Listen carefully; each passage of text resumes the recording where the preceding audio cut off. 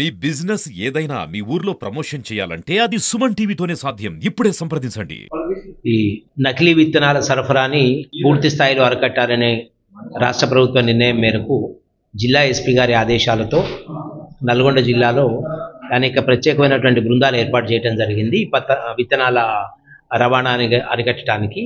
ఈ క్రమంలో Miryalaguda 1 town inspector Sudhakar మరియు రవికుమార్ ఎస్ఐ రవికుమార్ ఆధ్వర్యంలో ఈ విషయంలో పనిచేస్తున్నటువంటి ఒక ప్రత్యేక బృందానికి మొన్న 25వ తారీఖున నందిపాడు క్రాస్ రోడ్ వద్ద ఒక వ్యక్తి అనుమానాస్పదంగా కొన్ని బ్యాగులతోటి కనపడితే అతన్ని చెక్ చేయగా అతని వద్ద ఒక 260 కిలోల నకిలీ పత్తి విత్తనాలు పట్టుకోవడం జరిగింది.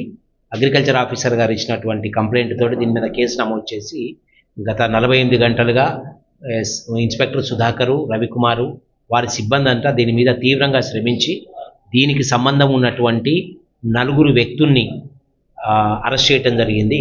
ఈ నలుగురు కూడా ఈ అద్దంకి పల్నాడు జిల్లా అద్దంకి దగ్గర నుంచి ఒక వ్యక్తి ద్వారా వీటిని కొనుగోలు చేసి వీటిని మంచిర్యాల జిల్లా మందమర్రి వద్ద గల గ్రామాలకు సరఫరా చేస్తూ అధిక డబ్బులు గడించే ఉద్దేశంతో వీళ్ళు చేస్తున్నటువంటి పని. దీనివల్ల రైతులకు చాలా నష్టం జరుగుతున్నది కాబట్టి వీరి మీద కఠినమైన సెక్షన్లో కేసు నమోదు చేయబడింది. ఈరోజు వాళ్ళని అరెస్ట్ చేసి రిమాండ్కి పంపిస్తూ ఉన్నాం.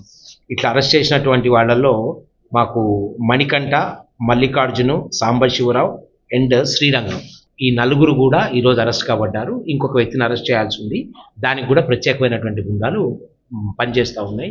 నకిలీ విత్తనాలు అమ్మినా రవాణా చేసినా చట్టరీత్యా కఠినమైన చర్యలు తీసుకొనబడతాయని పోలీస్ శాఖ తరఫున అందరినీ కూడా హెచ్చరిస్తాం.